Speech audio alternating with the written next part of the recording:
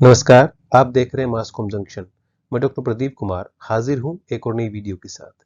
Dear students, आज की इस वीडियो में हम चर्चा करेंगे qualities of an editorial writer के बारे में। जी हाँ, एक संपादकीय जो लेखक होता है उसमें किस तरह की क्वालिटीज का होना जरूरी है, कौन से गुणों का होना जरूरी है।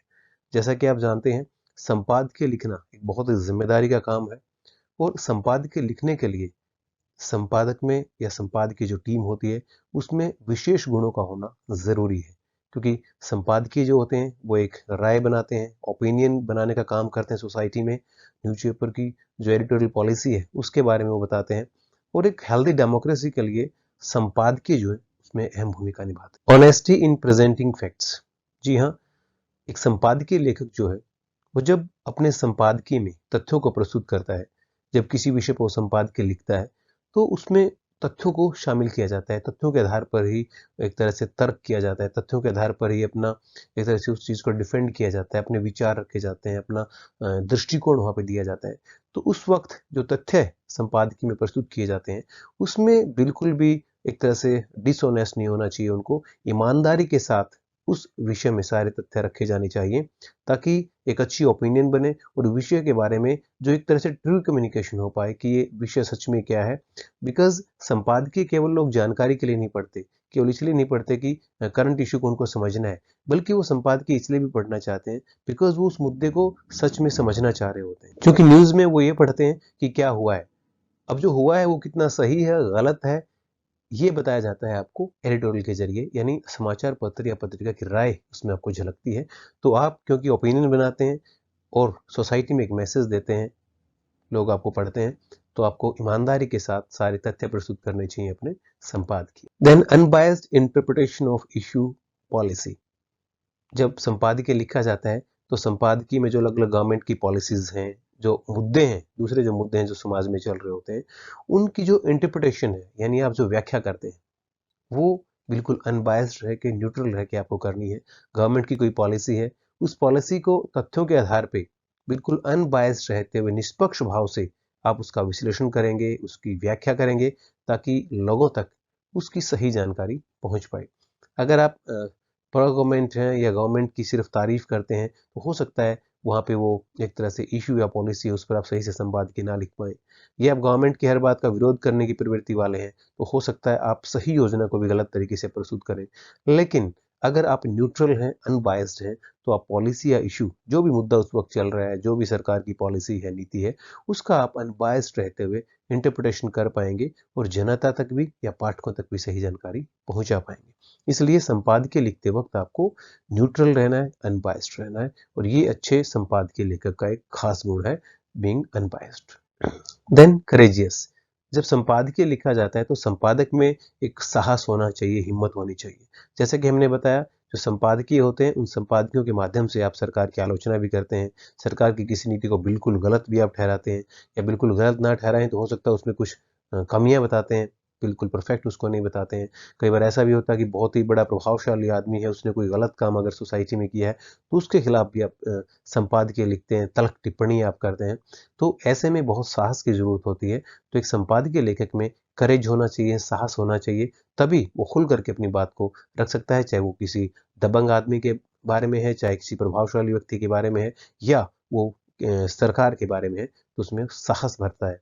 तो एक संपादकीय लेखक में साहस का गुण भी होना चाहिए, he must be courageous. Then independent and free voice. जो संपादकीय है उसकी जो एक तरह से जो वॉइस है, जो बात रख रहे हैं, वो बिल्कुल स्वतंत्र होनी चाहिए, फ्री वॉइस होनी चाहिए, उस पर किसी तरह का दबाव ना हो, और ये जिम्मेदारी रहती है संपादक की। संपादक ये इंश्योर करता है, संपादक की जो टीम होती है वो इंश्योर करती है कि हमारी आवाज़ जो है वो स्वतंत्र रहे, उस पर किसी प्रकार का दबाव ना हो, चाहे वो मार्केट का दबाव है, चाहे किसी गवर्नमेंट का दबाव हो, या किसी और प्रेशर ग्रुप का।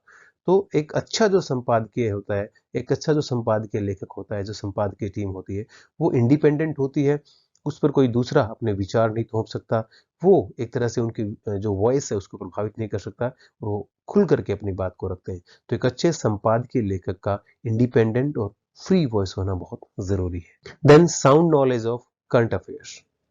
जब आप संपादकीय लिखते हैं तो संपादकीय आप पढ़ते हैं ज़्यादातर जो है वो करंट इश्यूज पे होते हैं, जो वर्तमान जो मुद्दे चल रहे हैं उन पे वो होते हैं। हालांकि कई बार एवरग्रीन इश्यूज भी हैं जो हमेशा चले आ रहे हैं, चाहे वो दहेज प्रथा है, भ्रूण हत्या है, या आतंकवाद है, भ्रष्टाचार है। ये बहुत से ऐसे मुद्दे हैं जिन पे आप कभी भी लिख सकते हैं, बिकॉज ये हमेशा चलते रहते हैं। लेकिन कुछ करंट इश्यूज हैं जिन पे आप संपादकीय लिखते हैं, और ज़्यादातर करंट इश्यूज पे लिखे जाते हैं। तो जो भी करंट इशू है उस पे आपकी ज़बरदस्त कमांड होनी चाहिए।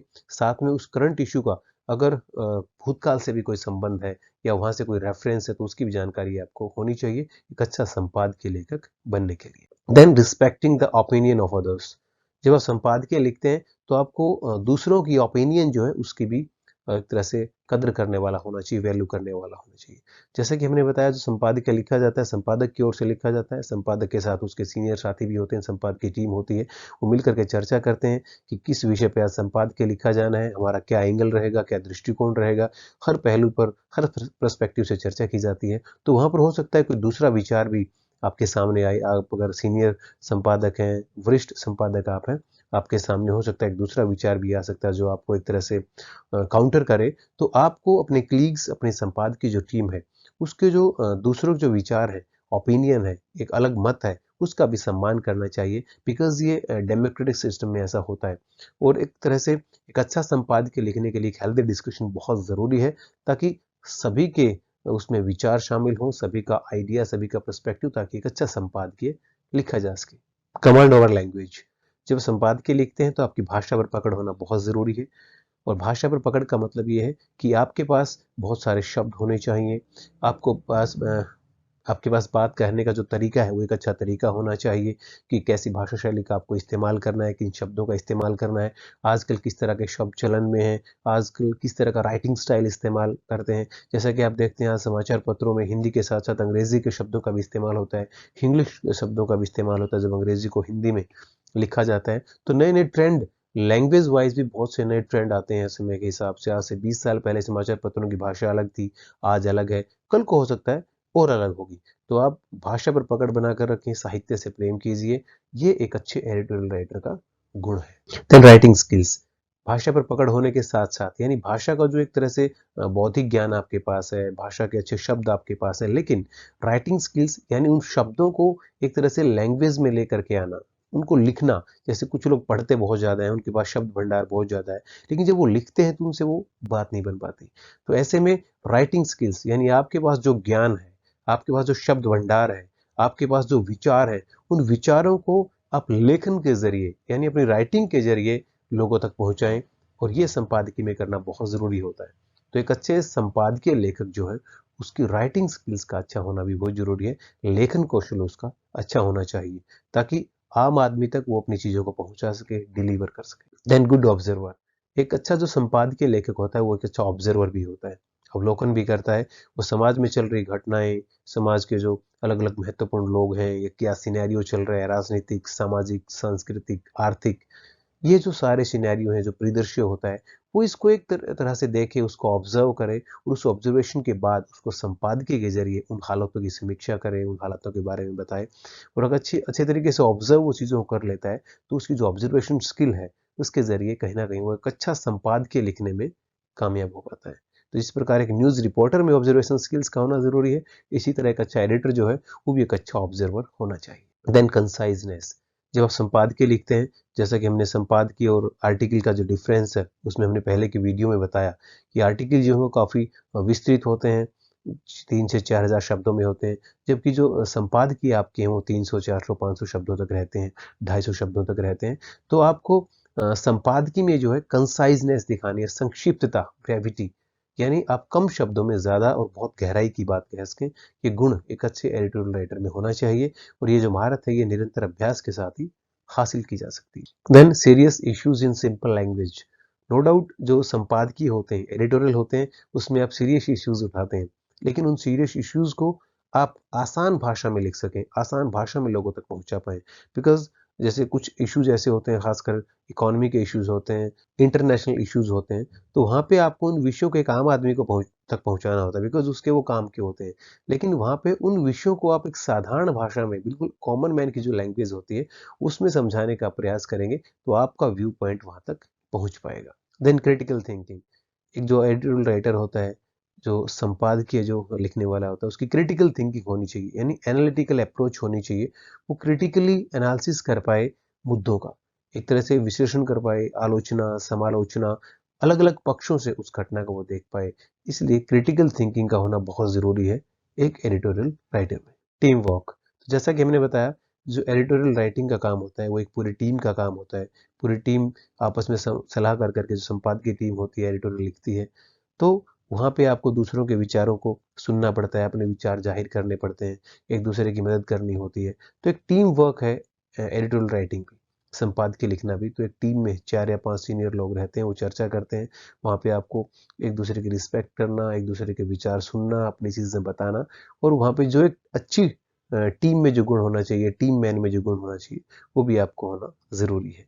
तो एक अच्छा टीम वर्क करने वाले आप हों अगर आप संपादकीय लेखक हैं। तो डियर स्टूडेंट्स, आज हमने चर्चा की कि जो संपादकीय लेखन है वो सच में कला है, एक आर्ट है। और संपादकीय लेखन के लिए जो संपादकीय टीम है, जो संपादकीय लिखती है, उसमें कुछ खास गुणों का होना ज़रूरी है, जिनकी चर्चा हमने आज इस वीडियो में की। तो डियर स्टूडेंट्स, इसी के साथ अब हम आपसे विदा लेते हैं। जल्द हाजिर होंगे एक और नई वीडियो के साथ। आप जुड़े रहिए हमारे साथ और देखते रहिए मास कॉम जंक्शन। धन्यवाद।